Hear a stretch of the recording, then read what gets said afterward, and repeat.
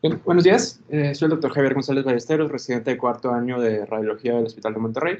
El día de hoy vamos a hablar sobre los cambios posquirúrgicos en la mama oncológica. Y mi maestro asesor es la doctora en medicina, Yasmín Ramírez Galván. ¿Qué vamos a revisar? Bueno, vamos a ver pues una breve introducción, las opciones de tratamiento quirúrgico que tenemos para el cáncer de mama, ver brevemente cuál es la diferencia e importancia entre la disección ganglionar y una biopsia de ganglio centinela, la reconstrucción mamaria, ¿sí? Los colgajos, las opciones que tenemos de colgajo, así como la reconstrucción con implantes y la valoración de los mismos por imagen, complicaciones y cómo vamos a evaluar la recidiva en la enfermedad. Y pues vamos a ver algunas condiciones benignas de la mama posquirúrgica, ¿no? Los objetivos, pues, es conocer los procedimientos quirúrgicos disponibles en la actualidad, reconocer los hallazgos por imagen de la reconstrucción mamaria e identificar esos datos que nos van a decir que hay una recurrencia del tumor en la mama posquirúrgica.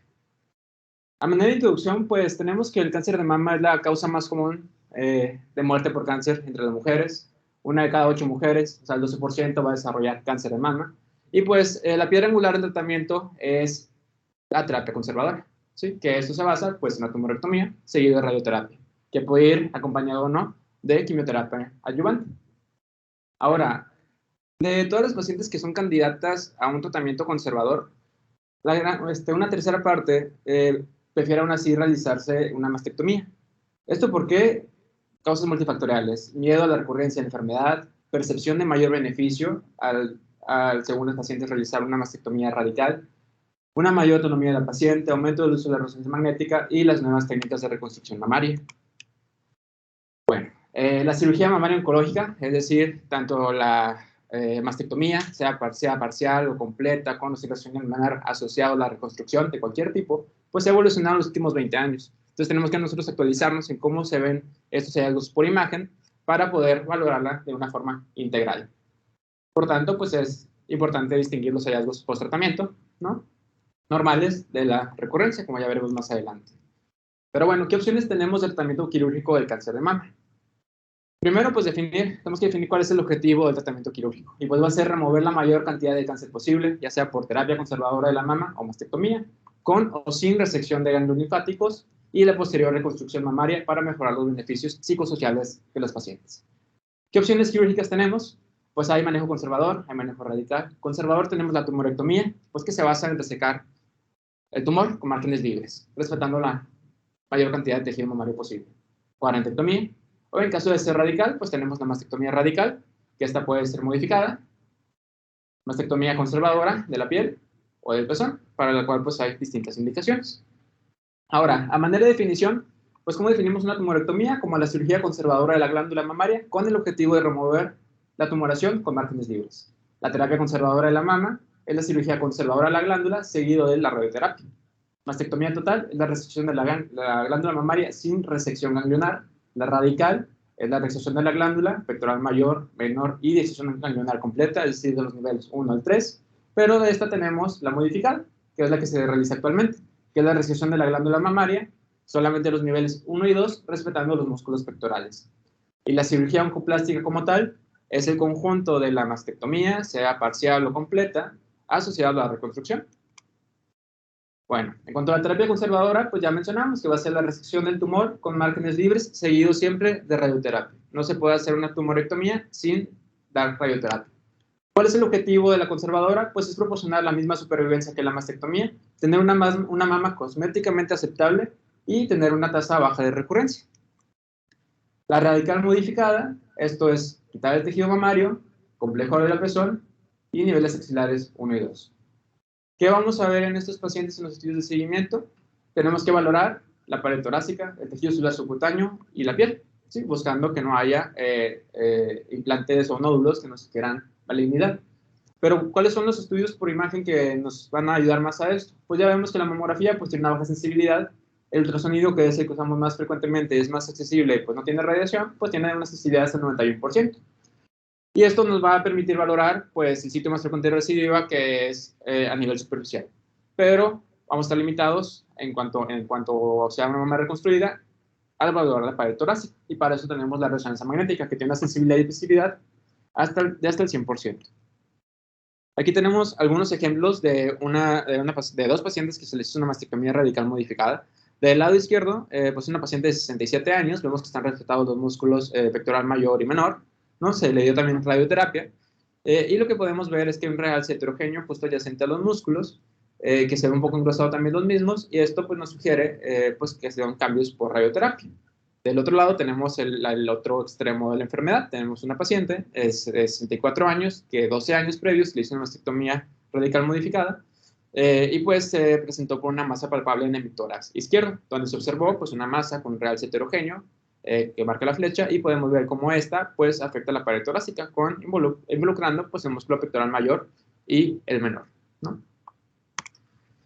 Ahora, la mastectomía conservadora de la piel, bueno, esto se basa pues, en resecar el tejido mamario y el complejo areola-pezón, preservando la piel y el surco inframamario natural para mejorar, pues, digamos, la parte cosmética, por así decirlo, de la mama, ¿no? Las indicaciones son las mismas que una mastectomía radical, pero va a estar limitada en pacientes pues, que tengan un cáncer localmente avanzado, o sea, que ya está afectando pues, tejido subcutáneo, pared torácica o pues, la piel, ¿no? Y bueno, este tiene la ventaja de que puede ir seguido de forma inmediata de una reconstrucción. Bueno, de forma inmediata de una reconstrucción, preferentemente si va a recibir radioterapia, pues que se coloquen unos expansores, ¿no? Ahora, bueno, hay que tener en cuenta que cuando se hace una mastectomía conservadora de la piel, se ha reportado que hasta el 60% de los colgajos van a tener un tejido mamario residual, como se observa aquí con la punta de flecha, ¿no? Y el 9.5% va a tener enfermedad residual. Aquí tenemos este ejemplo de otra paciente, en lo cual vemos este acercamiento de una proyección medio oblicuo lateral de la mama izquierda, que se demuestran las calcificaciones pleomórficas, que son las que están marcando círculos, ¿no? Después se hizo el estudio, bueno, el estudio de resonancia magnética. Este es el T1 Falsat contrastado, el perquirúrgico, en el cual pues vemos un área de realce no masa de 4 centímetros, de un área de 4 centímetros, que se encontraba a 1.2 centímetros del pezón. A esta paciente se le hizo una una mastectomía conservadora de la piel y se colocó un colgajo de tipo TRAM.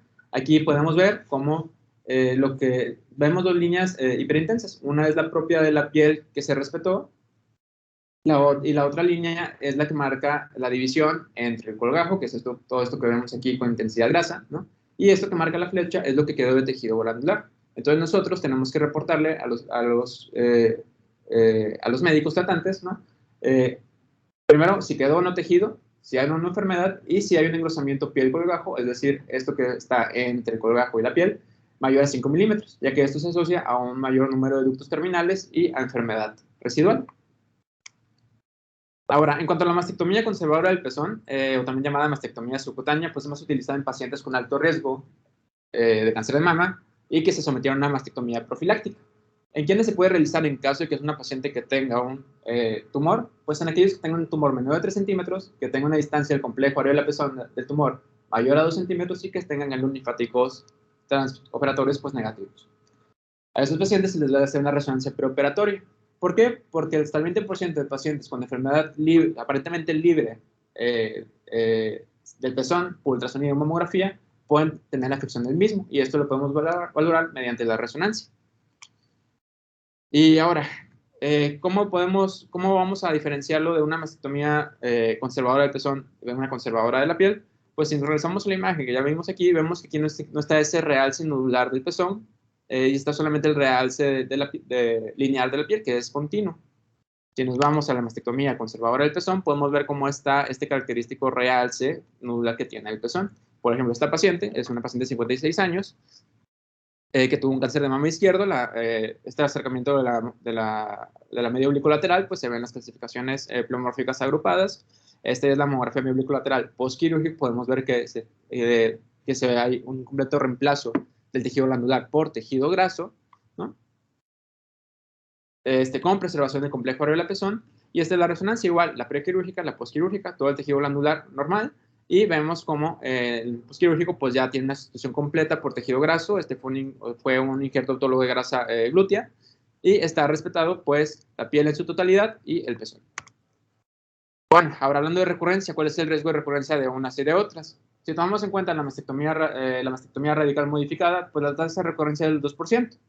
Y si tomamos en cuenta la que es conservadora de la piel y el pezón, tomando en cuenta las indicaciones que ya valoramos, pues la tasa no aumenta más del 2.5%. Entonces, pues beneficia mucho el riesgo a lo que estamos obteniendo.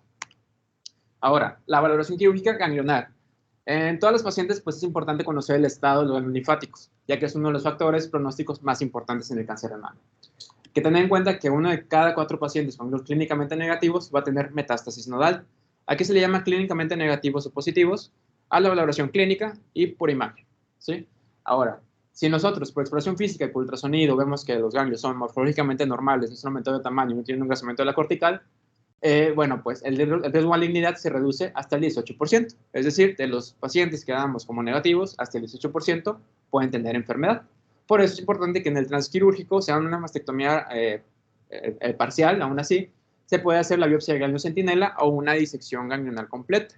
Ahora, debido a la disección ganglionar completa, a la alta morbilidad que conlleva, se propone un abordaje, ¿sí? Aquí pacientes, voy a pasar del ganglio centinela a la resección.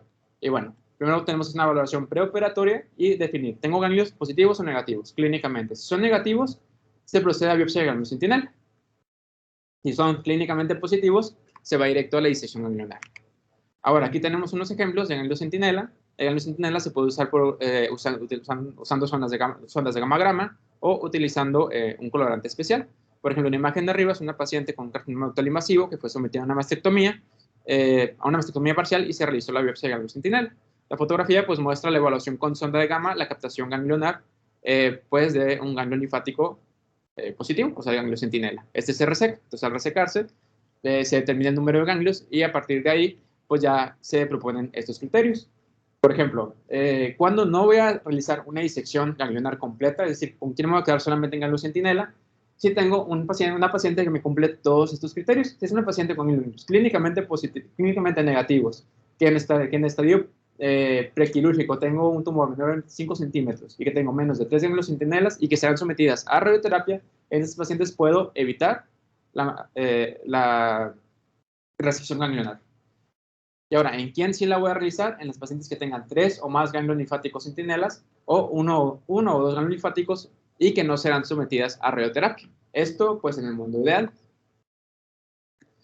Ahora, en cuanto a la reconstrucción mamaria, hablando de forma general, podemos tener, puede ser autóloga, y es la autóloga tener colgajos pediculados, tener un colgajo libre o un autoinjerto de grasa. Y también, si no se hace esto, se puede hacer un implante de silicón. Y ya de forma adicional, pues tenemos la reconstrucción de complejo alveolar-pezón. En cuanto a la reconstrucción mamaria, pues lo más común es el colgajo del TRAM, que es el uso del músculo recto, recto abdominal, ¿no? ¿Y qué hacemos? Pues se hace un tonelado del músculo recto abdominal contralateral al bolsillo pues de la mastectomía, ¿sí? De forma subcutánea y pues obviamente por debajo de la piel que fue respetada, ¿no? Aquí tenemos este ejemplo. Bueno, es una buena opción que se prefiere en los pacientes que se van a reconstruir sin implantes. Y pues el tejido que se prefiere pues es el tejido del de mi abdomen inferior. Aquí el diagrama pues muestra cómo el recto abdominal pues es tunelado del lado contralateral a la mama operada, ¿sí? A través del pliegue inframamario o hacia el bolsillo de mastectomía que se le llama, ¿no? Esta imagen de medio pues es una proyección en máxima intensidad de los vasos perforantes de la arteria epigástrica superior, que es el que riega el músculo recto abdominal, ¿no? Y esta imagen en sagital, en T1, simple, pues podemos ver cómo se ve este cambio normalmente, ¿no? Vemos, todo esto es la grasa propia del complejo miotendinoso del músculo, y todo esto que está más el centro, más, bueno, posterior, señalado por las flechas, pues corresponde con la parte muscular, ¿sí? La parte muscular queda más profunda, la porción grasa queda más superficial. Lo que señala la punta de flecha es el vacío de flujo que genera, pues, el vasonutricio. Ahora, aparte del TRAM, tenemos otro tipo de colgajos. Se pueden usar solamente, no, se puede hacer un colgajo libre del TRAM o se puede resecar un componente graso que posteriormente, pues, se coloca en el bolsillo de la mastectomía. Bueno, aquí tenemos pues el primer diagrama es la reconstrucción TRAM que ya platicamos, que contiene tejido graso, tejido muscular, la fascia y vasos que señala aquí la flecha. Este Y-flap pues disecado se rota sobre su propio pedículo y se coloca en el bolsillo de mastectomía. Este otro paciente, pues fue un flap libre, o sea, se resecó completamente el músculo recto abdominal y después se hace una anastomosis microvascular, igual anastomosándolo con la musculatura mamaria interna, ¿no? Digo, con la vasculatura mamaria interna. Claro que esto es más difícil el procedimiento quirúrgico y puede llevar a una mayor incidencia de complicaciones, pero sobre todo la necrosis grasa, ¿no? Por falta de aporte vascular. Y dentro de los colgajos libres tenemos otros tipos que pueden depender si se utilizan vasos epigástricos inferiores, ya sean profundos o superficiales, ¿no? Y estos pues llevan ventajas tanto que llevan menor tiempo quirúrgico, llevan menos comorbilidades, ¿no? ¿Por qué? Porque se respeta el músculo recto abdominal, nada más se utiliza el tejido graso subcutáneo y ya se hace igual, anastomosis microquirúrgica. Y pues las complicaciones pues pueden ser las mismas, sobre todo sitios de necrosis grasa, ¿no? Ahora, ¿cómo se ven estos colgajos por imagen? La apariencia típica, pues es esta, ¿no? Muy similar, traspolado a lo que vemos de la resonancia, aquí tenemos proyecciones medio oblicuo lateral y cráneo caudal, en la cual se ve que el componente muscular queda posterior, ¿sí? Y pues la mama es sustituido casi, bueno, en su totalidad por tejido graso.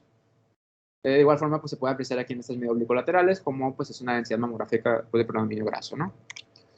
Entre las complicaciones, pues lo más frecuente son los traumas, ¿no? Yéndonos a lo más simple, por así decirlo, y benigno. Este fue el caso de una paciente de 60 años con un aumento de volumen en el sitio quirúrgico inmediatamente posterior a la cirugía. Y pues tenemos esta imagen en T1, en T2, que demuestran pues una colección pues, a nivel del colgajo. Se hace el eco y pues se ve esta imagen elipsoide reticulada, pues corresponde con un seroma. También pues se pueden ver sitios de necrosis grasa. Aquí tenemos igual un T1, un T2 y un contrastado con sustracción, en la cual pues vemos cómo se ve esta imagen pues nodular, lo que señala la flecha, pues de componente graso, hiperintenso en T1 y hiperintenso en T2, y tiene un realce tardío pues del tejido fibrótico adyacente, que corresponde con una necrosis grasa. Se valora por ultrasonido, se ve una imagen heterogénea de predominio ecogénica, ¿no? Bien definida, que es y asociado pues por mamografía con estas calcificaciones distróficas que pues en su conjunto pues sugieren necrosis grasa. Ahora, en estos pacientes, ¿cómo vamos a hacer la detección de cáncer? Hay que tomar en cuenta que la mayoría va a recurrir en la piel superficial. O sea, podemos valorarlo fácilmente por ultrasonido. Y hay una menor cantidad pues que recurre a pared torácica y ahí es donde radica la importancia de la resonancia, ¿no? Que pues se tiene un riesgo de recurrencia reportado de hasta el 17%.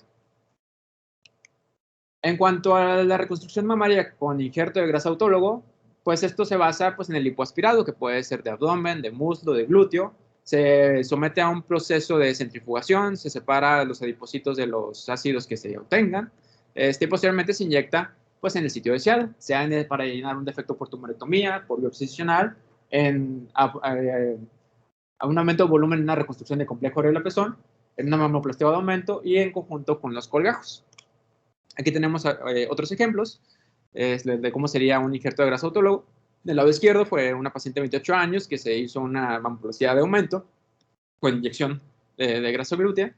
Y podemos ver, bueno, en este caso pues se coloca de forma retromamaria y vemos aquí lo que señalan las flechas, comparándolo con el prequirúrgico, cómo pues está este aumento de volumen del tejido graso retroglandular. También otro paciente se colocó, lo que se hizo fue un injerto de grasa autólogo para aumento de volumen mamario también. Y pues lo que se ve es el prequirúrgico, el postquirúrgico, y lo que se ve son zonas de disminución de la densidad, de morfología ovoideo, de distribución difusa. Y esto pues corresponde con lo que se hicieron de múltiples sitios de inyección grasa, ¿no? Que para ponerle un nombre, pues corresponden con quistes oleosos, ¿no? En esta paciente se le hizo una tumorectomía, vemos el defecto. Aquí fue para rellenar el defecto. Y lo que sucedió en el estudio de control obtenido 3 años después, en esta medio oblicuo lateral, pues podemos ver que hay hallazgos compatibles con una necrosis grasa, pues caracterizado por calcificaciones distróficas en el sitio de inyección. Aquí está el defecto, se inyectó y posteriormente pues desarrolló la necrosis grasa. En estos pacientes, ¿cómo vamos a hacer la detección de cáncer? Pues aquí se propone tener un estudio de mamografía de ultrasonido preoperatorio seguido de un nuevo estudio basal, es decir, se opera y a los 6 a 12 meses se hace un nuevo estudio, va a ser nuestro nuevo basal, ¿no? De aquí las anormalidades que se van a desarrollar, pues se van a considerar sospechosas de malignidad. La ventaja, por así decirlo, en estos casos, es que es relativamente fácil distinguir algo maligno de cambios por necrosis grasa. ¿Por qué? Porque los necrosis grasa es muy característica. Vamos a verlo como calcificaciones distróficas o lesiones con contenido graso dentro de un grupo de calcificaciones. También, por otro lado, tenemos el paso final de la reconstrucción, que es el complejo areola-pezón. Esto es, pues, claro que para el beneficio pues, psicosocial de la paciente, y se realiza posterior a una mastectomía radical o una mastectomía conservadora de la piel. Aquí, pues, para disminuir las complicaciones, se debe realizar de 6 a 12 semanas post cirugía. ¿Y cuándo puede haber complicaciones? Estas complicaciones pueden ser por una fuerza contráctil del tejido subyacente o fibrosis y una retracción del colágeno por flujo sanguíneo insuficiente. ¿Cómo se hace esta recreación del complejo areola-pezón? Pues hay diferentes técnicas. Bueno, el diseño que más se utiliza, pues, se le llama de estrella o trilobulado, ¿no? Y lo que se hace, pues, es que se hacen estas como incisiones, ¿no? Y se coloca un colágeno dérmico. A estos pacientes, para aumentar el volumen del pezón, lo que se hace es hacer una inyección de injerto grasa autólogo. Por ejemplo, en esta paciente podemos ver, este fue un estudio prequirúrgico, vemos cómo está el realce normal de la piel, del pezón. Este es el postquirúrgico que se hizo con el colgajo. Aquí se retiró el pezón, se fue mastectomía conservadora de la piel. Podemos ver cómo no está ese realce normal del pezón. Y en esta otra imagen vemos que en una técnica T2 con supresión grasa, este es una T1 contrastado con supresión y este es un T2 con supresión grasa, y podemos ver cómo está, pues, no, esta no es con supresión, se ve esta hiperintensidad retroareolar, ¿no? Que pues corresponde con un injerto de grasa en la zona de reconstrucción del pezón, que se hace pues para aumentar el volumen. Ahora, en cuanto a la reconstrucción con implantes, pues los implantes pueden ser con solución salina o silicón, y pues y ser de posición retropectoral o retroglandular. Y pues desde el 2006 la FDA aprobó el uso de implantes de silicón para la reconstrucción mamaria. Y de esto, pues hay que tener en cuenta el riesgo de ruptura silente. Por eso en estos pacientes se hace un tamizaje, por así decirlo, para esta ruptura, ¿sí? Primeramente a los 3 años de la cirugía y después cada 2 años. Ahora, para valoración de la ruptura, pues la exploración física pues tiene muy poca sensibilidad, pues la resonancia magnética es el que más tiene, ¿sí? Y pues se proponen secuencias especiales. Y para evitar confusiones, se propone también utilizar phantoms de cómo se vería en secuencia líquida normal y cómo se vería el implante en comparación. Y aquí pues lo que vemos es el signo el signo de Linguini, pues que representa una ruptura intracapsular.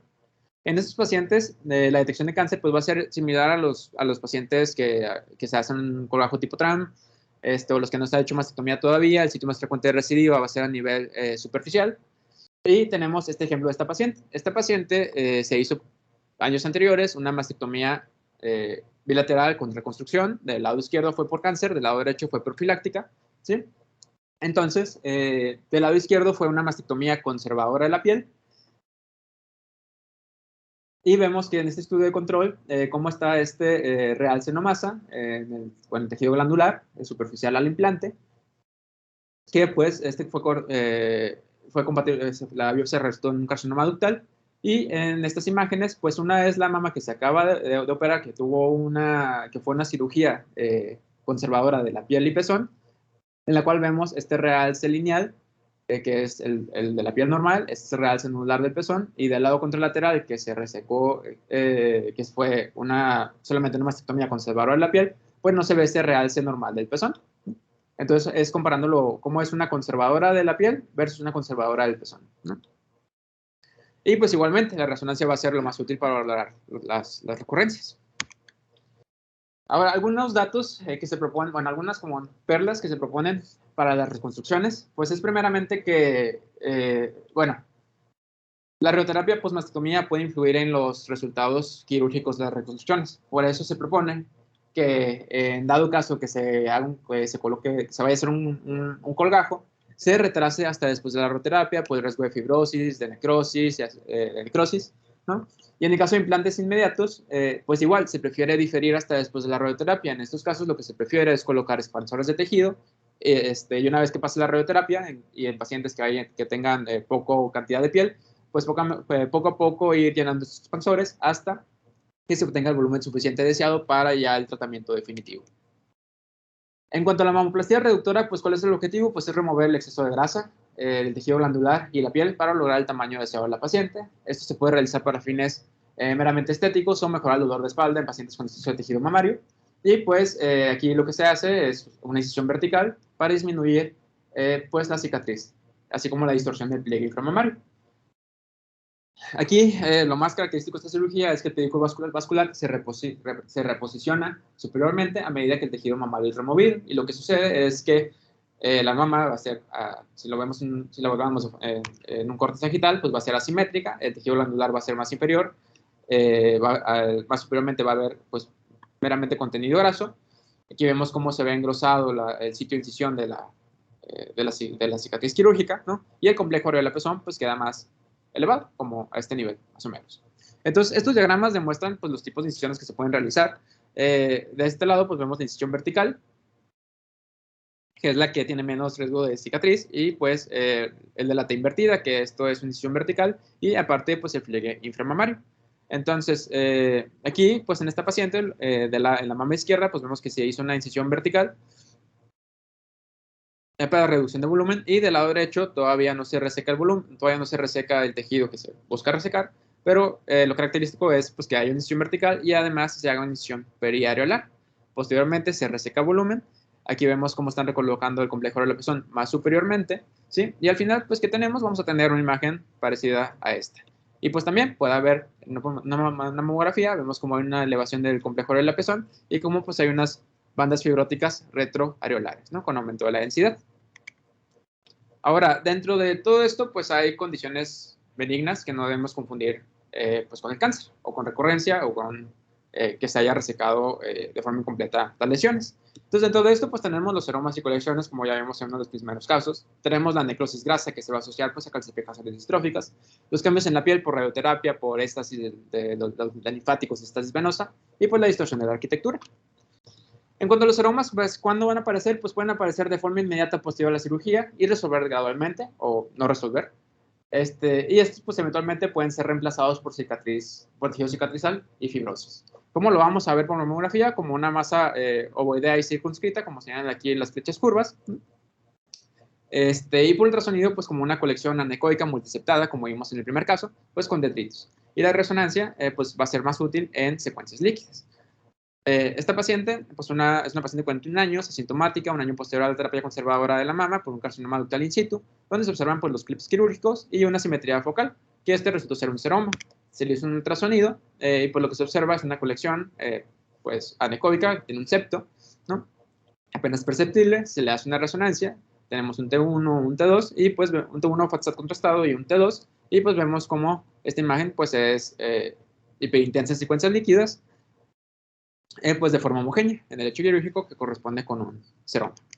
Por otro lado, pues tenemos la necrosis grasa, que es un proceso inflamatorio no supurativo benigno. Entre las causas, pues lo más frecuente es el trauma, hasta el 70%, la radioterapia, la anticoagulación, la aspiración de quistes, biopsias, tumorectomías, y en una gran cantidad de los pacientes también no vamos a tener una causa pues previa de esta necrosis.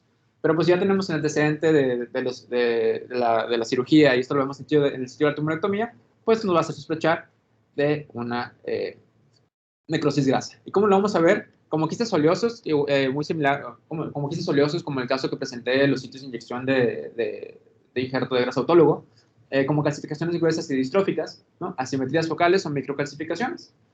Ultrasonido, los hallazgos son variables y lo característico es una masa compleja con focos ecogénicos que son móviles a la movilización y con reforzamiento acústico posterior, como esta imagen de aquí. Esta imagen de arriba, esta proyección medio lateral de mama derecha, pues es una paciente nuestra en la cual pues, se ve pues, un tejido heterogéneamente denso. Y a nivel de la cicatriz quirúrgica se observa una distorsión de la arquitectura y discreta retracción de la piel, ¿sí? Asociada a estas calcificaciones distróficas. Se hace una ecografía y pues, lo que vemos son pues, se observó distorsión y además pues estas imágenes redondeadas de predominio quístico con calcificación de su pared, sombra acústica posterior, que pues esto asociado a las calcificaciones distróficas y múltiples, pues nos hace pensar en necrosis grasa, ¿no?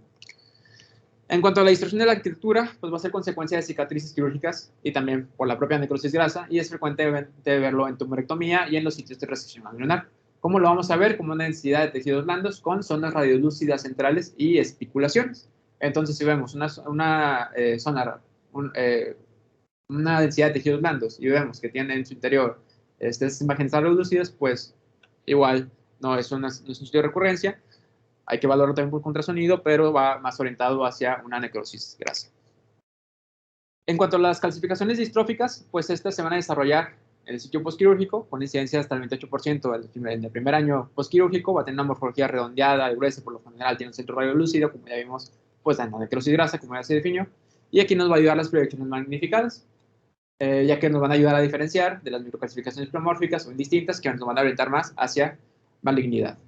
Es igual, en el mismo caso, vemos las calcificaciones distróficas asociado a esta imagen quística con calcificación de su pared, pues, que representa la parte de la calcificación distrófica de la necrosis, ¿no? Ahora, los cambios en la piel, pues hay que tomar en cuenta que la cirugía nos puede afectar el drenaje venoso y linfático, contribuyendo así a la acumulación de tejido, ¿no? Por mamografía, pues, ¿qué vamos a ver? Vamos a ver el engrosamiento de la piel, que se va a observar durante los primeros 6 meses post-radioterapia. Que este fue post-tratamiento y este fue un año después, y vemos cómo pues ya el grosor de la piel pues se ve disminuido en la imagen de la derecha, ¿no? Pues esto correspondía con los cambios por radioterapia previos. En cuanto a la recurrencia de forma general, pues va a haber un riesgo de recurrencia mayor del 90%, ¿sí? Disminuye el riesgo, pero no se elimina, y clínicamente se va a manifestar como una masa palpable. Por lo general va a ser superficial, ¿sí? Y un menor porcentaje pues va a ser a nivel de la pared torácica. Y bueno, cuando se trata de una paciente, ¿qué nos puede orientar, por así decirlo, a pensar qué paciente puede tener una recidiva? Pues tumores de tamaño y grado histológico, bueno, el mayor tamaño y grado histológico del tumor primario, el estado de los glóbulos linfáticos durante la mastectomía, que sea un cáncer, pues, invasor, con ulceración de la piel, que afecta la fascia profunda y que no haya tenido un tratamiento con radioterapia. Todo esto pues, nos puede pues, orientar o hacer pensar que eventualmente una paciente va a recurrir.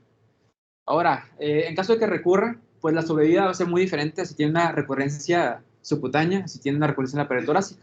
La sobrevida va desde, si es una paciente con una recurrencia subcutánea, el 61%, baja hasta el 45%. La enfermedad metastásica sube hasta el 90% en caso de que haya enfermedad de la pared torácica, y la prevalencia de intervalo libre enfermedad post-tratamiento pues disminuye muchísimo, igualmente si tiene enfermedad en la pared torácica. Aquí tenemos este ejemplo de una paciente que tuvo una recurrencia local profunda posterior a una mastectomía bilateral, que del lado derecho fue profiláctica y del lado izquierdo fue la cirugía oncoplástica, en la cual en este T1 axial pues se ve esta imagen ovoidea en situación profunda, que está invadiendo el músculo el pectoral mayor. Se hace la sustracción en el contrastado y pues se ve que este realce nodular, se hace un ultrasonido y pues se ve este nódulo sólido heterogéneo de bordes bien circunscritos, y pues la biopsia reportó un carcinoma ductal invasivo. Este otro paciente fue una reconstrucción con implantes, y pues tenemos un T1, un T2, y pues lo que llama la atención, esta zona hipointensa, justamente adyacente al implante. Igual se hace la sustracción del estudio contrastado, se ve cómo tiene este realce nodular, se hace un ultrasonido y pues se ve esta imagen hipoicoica de bordes angulados, justo adyacente al implante, que lo abulta, ¿no? Y pues esto igualmente correspondió con una recurrencia de la enfermedad. Entonces, como conclusión, tenemos una amplia gama de opciones quirúrgicas, y pues lo importante es conocerlas para saber qué cambios quirúrgicos vamos a ir a encontrar, ¿no? Si vamos a encontrar, qué vamos a ver en un colgajo, si vamos a ver la sustitución grasa, si fue un injerto, cómo lo veríamos con el paso de los años, cómo se ve la necrosis grasa, las calcificaciones distróficas, ¿no? Y pues con el conocimiento de las distintas técnicas quirúrgicas y sus respectivas complicaciones, pues debemos poder diferenciar de condiciones benignas de pues condiciones malignas, ¿no? Y pues por mi parte es todo. No sé si hay alguna pregunta o comentario.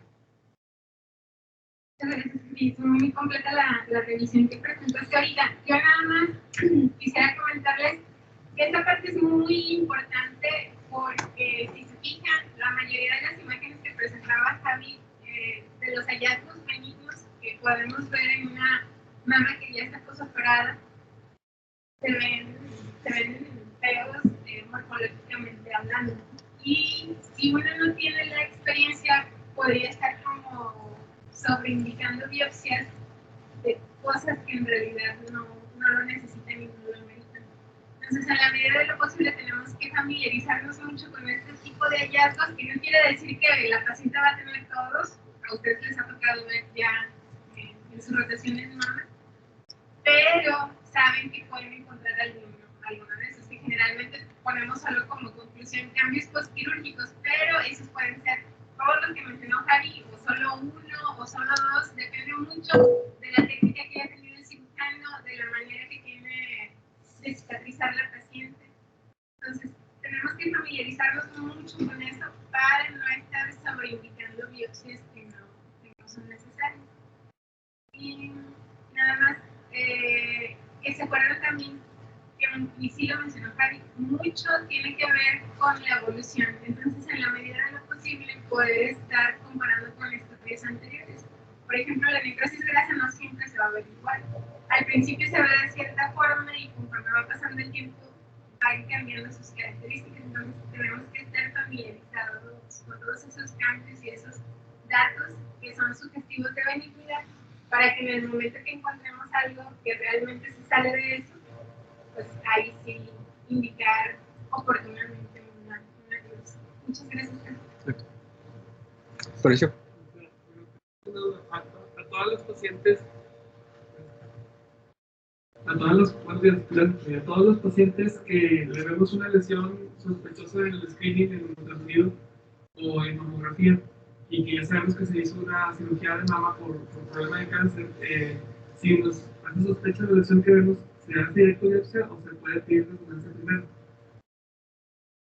Ahí tienes que sumar todos los hallazgos, Florencia. No es igual que una mama que nunca ha pasado por el antecedente del cáncer y por una cirugía. Digo que a veces podemos ver cosas, o sea, por ejemplo, las distorsiones. Sabemos que las distorsiones normalmente le pedimos biopsia. Bueno, en este caso sabemos que es por el antecedente quirúrgico y tiene que estar en el sitio de la cirugía. Acuérdense que muchas veces el sitio donde ustedes pueden ver la cicatriz no corresponde con el hecho tumoral, más cuando se hacen muchas técnicas de cirugía oncoplástica. Es decir, el abordaje por piel es diferente del lugar donde estaba originalmente el tumor. Entonces tienen que tener presente todo eso. Tienes que ir sumando las cosas y valorando. Cuando ves que sí pueden encajar dentro de los hallazgos típicos de la cirugía conservadora, lo dejas en seguimiento, ¿no?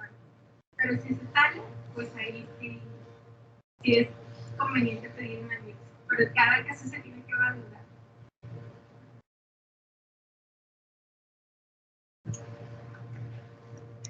Gracias.